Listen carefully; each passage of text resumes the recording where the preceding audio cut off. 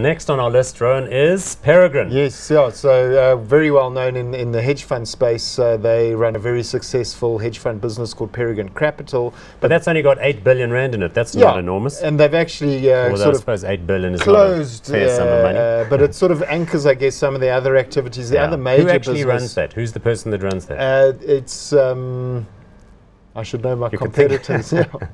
I'll think of his name in a bit. But it's not Jonathan Hertz, it's not Sean Melnick, he's gone to London. And the point is the team own 50% of the business, so that's why the earnings from that business aren't as great. So it is very well incentivized. But that's only part of the business. The old thing has got a market cap of 6.7 billion rand, price earnings ratio 10.58, dividend yield of about 5%. But the other parts of the business are Citadel, correct.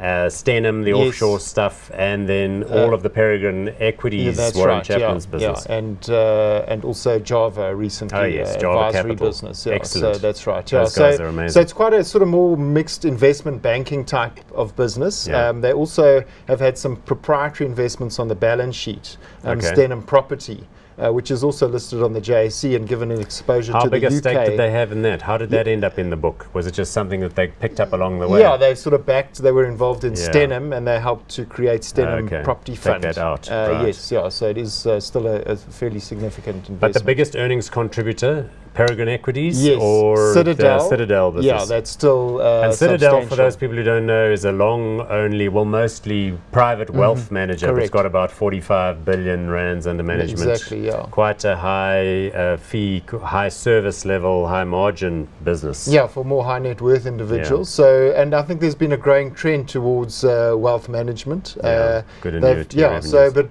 as a result, the earnings are somewhat linked to equity markets and the broader performance of those equity markets. So you'll see a bit of cyclicality now, as well as the hedge fund operations. Let's look at the share chart, because it's done well, but then it's sort of gone sideways for the last year and a bit. I suppose sideways, like I was saying earlier, isn't necessarily a very bad outcome in these difficult markets.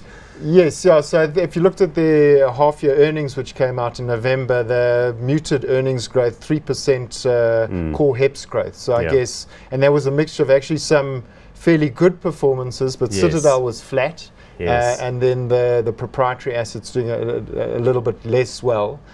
So all the mixed, balanced, I guess, sort of flat earnings. I think it's going to be a little bit tough from here, just given the requirement for performance earnings and performance fees driving their earnings.